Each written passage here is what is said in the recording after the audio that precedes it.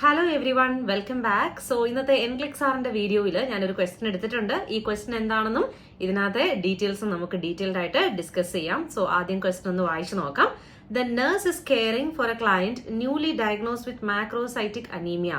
Macrocytic anemia newly diagnosed ചെയ്തൊരു പേഷ്യന്റിനെ care ചെയ്യുന്ന നഴ്സാണ്. Which type of diet is least appropriate for this client? Question ശ്രദ്ധിച്ച് വായിക്കണം. Least appropriate എന്നാണ് കൊടുത്തിരിക്കുന്നത്. വിച്ച് മീൻസ് ഈ പേഷ്യന്റ് ഏറ്റവും അവോയ്ഡ് ചെയ്യേണ്ട ഈ കൂട്ടത്തിലെ ഡയറ്റ് ഏതാണ് എന്നാണ്. അതായത് ഏറ്റവും ലീസ്റ്റ് അപ്രോപ്രിയേറ്റ്, കുറവ് അപ്രോപ്രിയേറ്റ്നെസ് ഉള്ള ഡയറ്റ് ഏതാണെന്നാണ് ചോദിച്ചിരിക്കുന്നത്. ഡയറ്റ്സ് കൊടുത്തിട്ടുണ്ട്. ഒന്ന് low fat diet, macrobiotic, vegan diet, vegetarian diet.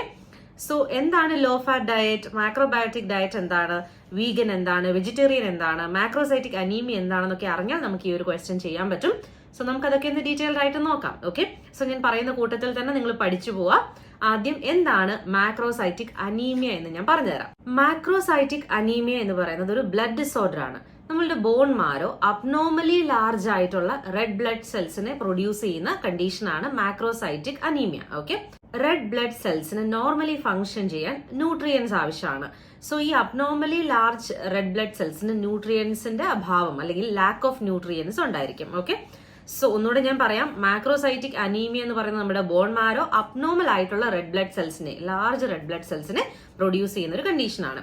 ഈ ഒരു കണ്ടീഷൻ മാക്രോസൈറ്റിക് അനീമിയ രണ്ട് തരത്തിലാണുള്ളത്. ഒന്ന് മെഗാലോബ്ലാസ്റ്റിക് മാക്രോസൈറ്റിക് അനീമിയയും, രണ്ട് നോൺ മെഗാലോബ്ലാസ്റ്റിക് മാക്രോസൈറ്റിക് അനീമിയ.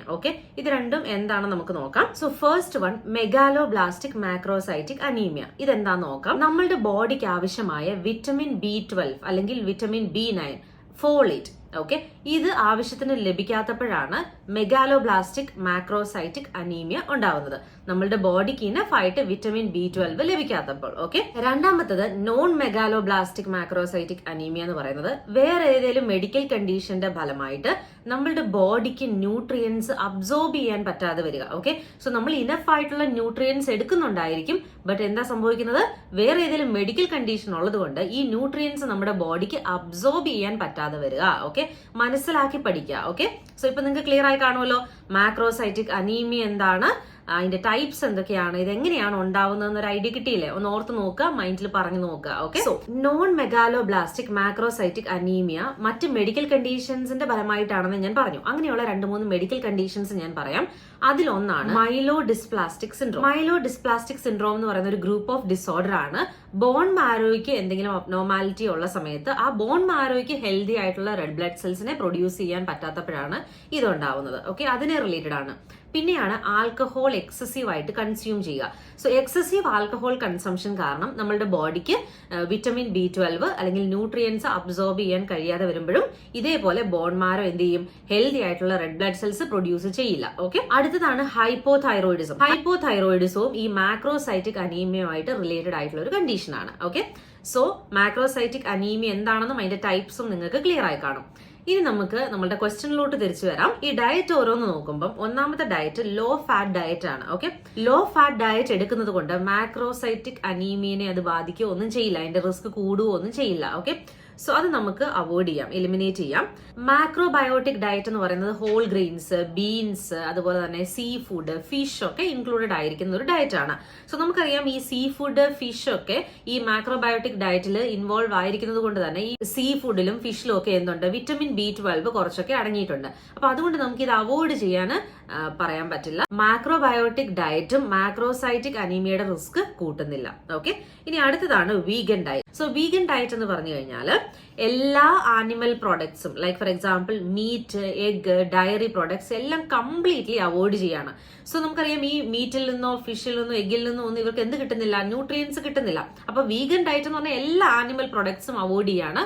അപ്പൊ അത് നമ്മളുടെ മാക്രോസൈറ്റിക് അനീമിയനെ റിസ്ക് ആയിട്ട് ബാധിച്ചേക്കാം, അല്ലെ? അത് കൂടാനുള്ള ചാൻസ് ഉണ്ട്. അപ്പൊ നമുക്കത് എന്ത് ചെയ്യാം, ഈ വീഗൻ ഡയറ്റ് ലീസ്റ്റ് അപ്രോപ്രിയേറ്റ് ആണ് ഈ ഒരു ക്ലയന്റിന്, അല്ലെ?